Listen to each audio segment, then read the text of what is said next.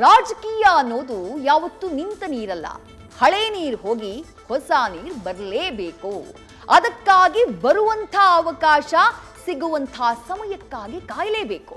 ಆದರೆ ಕಾಂಗ್ರೆಸ್ನಲ್ಲಿ ಸಿದ್ದು ತಲೆ ಮೇಲೆ ಮೂಡಾಕತ್ತಿ ತೂಗಾಡಿದ್ದೇ ತಡ ಸಿಎಂ ಪಟ್ಟಕ್ಕಾಗಿ ಪೈಪೋಟಿ ಶುರುವಾಗಿದೆಯಾ ಅನ್ನುವ ಶಂಕೆ ಶುರುವಾಗಿದೆ.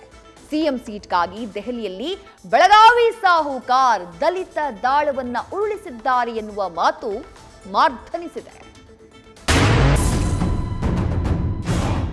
ಪಕ್ಷ ಯಾವುದೇ ಇರಲಿ, ಪಟ್ಟಕ್ಕಾಗಿ ಅಲ್ಲಿ ಪೈಪೋಟಿ ಇದ್ದೇ ಇರುತ್ತೆ.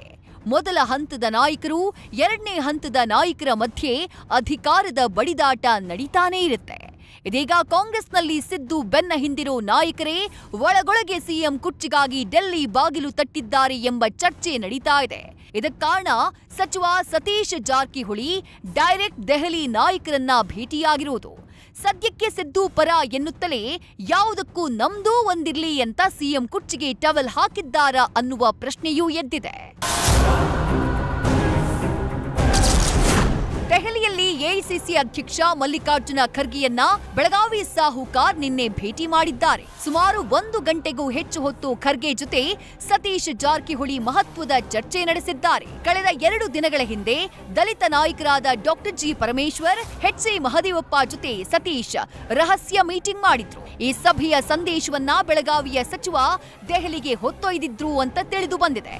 ಸದ್ಯಕ್ಕೆ ಸಿಎಂ ಸಿದ್ದರಾಮಯ್ಯರ ಬೆನ್ನಿಗೆ ನಿಲ್ಲುವ ಬಗ್ಗೆಯೂ ಖರ್ಗೆ ಜೊತೆ ಚರ್ಚೆಯಾಗಿದ್ದು, ಒಂದು ವೇಳೆ ಸಿದ್ದರಾಮಯ್ಯ ರಾಜೀನಾಮೆ ನೀಡುವ ಸಂದರ್ಭ ಎದುರಾದ್ರೆ ಪ್ಲಾನ್ ಬಿ ಪ್ರಕಾರ ನಡ್ಕೊಳ್ಬೇಕು, ಪರಿಶಿಷ್ಟ ಜಾತಿ ಅಥವಾ ಪರಿಶಿಷ್ಟ ಪಂಗಡಕ್ಕೆ ಸೇರಿದವರಿಗೆ ಸಿಎಂ ಸ್ಥಾನವನ್ನ ಕೊಡಬೇಕು, ದಲಿತ ಸಮುದಾಯಕ್ಕೆ ಸಿಎಂ ಅವಕಾಶ ಕೈತಪ್ಪದಂತೆ ಒಗ್ಗಟ್ಟಾಗಿ ನಿಲ್ಲಬೇಕು ಎಂಬ ಸಂದೇಶವನ್ನ ಖರ್ಗೆ ಮುಂದೆ ಸತೀಶ್ ತೆರೆದಿಟ್ಟಿದ್ದಾರೆ ಅಂತ ತಿಳಿದು ಬಂದಿದೆ.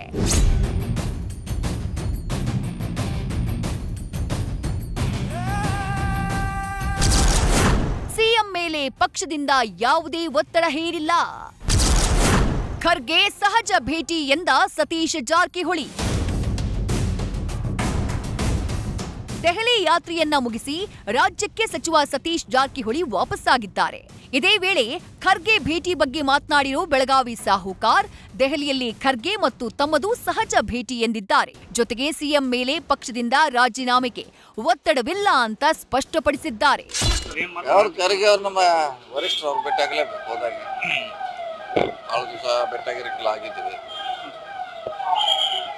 ಅಷ್ಟೇ. ಅದೇನು ಭೇಟಿ ಸಹಜ ಭೇಟಿ ಅಷ್ಟೇ. ಅದು ಯಾವುದೋ ಲಕ್ಷಣ ಕಾಣ್ತಾ ಇಲ್ಲ, ಹೇಳಿರಲ್ಲ ಅಂತ ಲಕ್ಷಣ ಇಲ್ಲ. ಹೊಸ ರಾಜಕೀಯ ಸಂಚಲನ ಆಗಲಿ, ಹೊಸ ರಾಜಕೀಯ ಬೆಳವಣಿಗೆ ನಮ್ಮ ರಾಜ್ಯದಲ್ಲಿ ನಡೆಯುವಂಥ ಲಕ್ಷಗಳು ನಮಗೇನು ಕಂಡು ಬರ್ತಾ ಇಲ್ಲ. ಯಾರು ಹಾಕ್ಯಾರ? ವಿರೋಧ ಪಕ್ಷದವ್ರು ಹಾಕಿದಾರ. ಅವ್ರು ಹೈಕಮಾಂಡ್ ನಮ್ಮ ಪಕ್ಷದಿಂದ ಯಾವುದೇ ಇಲ್ಲ. ಅವ್ರು ವಿರೋಧ ಪಕ್ಷದಲ್ಲಿ 2-3 ತಿಂಗಳಿಂದ ಹೇಳ್ತಿದ್ದಾರೆ, ಇವತ್ತಲ್ಲ. ಸೊ ಹೇಳ್ತಾರ. ಸೊ ನಾವು ಕಾನೂನು ರೀತಿ ಹೋರಾಟ ಮಾಡೋಂತ ನಿರ್ಧಾರ ಮಾಡಿದ್ದೀವಿ. ಕೂಸ್ ಹುಟ್ಟೋಕ್ಕೂ ಮುಂಚೆ ಕುಲಾವಿ ಹೊಲಿಸಿದ್ರಂತೆ. ಹಾಗೆಯೇ ಸಿಎಂ ರಾಜೀನಾಮೆ ಪ್ರಹಸನಕ್ಕೂ ಮುನ್ನ ಗಾದಿಯ ಗುದ್ದಾಟ ನಡೀತಾ ಇದೆ. ಒಂದ್ ವೇಳೆ ಸಿಎಂ ರಾಜೀನಾಮೆಯನ್ನ ಕೊಟ್ರೆ ಮುಖ್ಯಮಂತ್ರಿ ಪಟ್ಟ ಯಾರಿಗೆ? ಸೈಲೆಂಟ್ ತಂತ್ರ ಅನುಸರಿಸ್ತಾ ಇರೋ ಡಿಕೆಶಿಗ, ದಲಿತ ನಾಯಕರಿಗ ಅನ್ನೋದೇ ಸದ್ಯದ ಪ್ರಶ್ನೆ.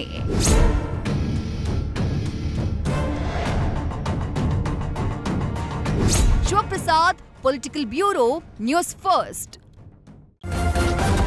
ನ್ಯೂಸ್ ಫಸ್ಟ್ ನಿರ್ಭೀತಿಯಿಂದ ನಿಮ್ಮ ಪರವಾಗಿ.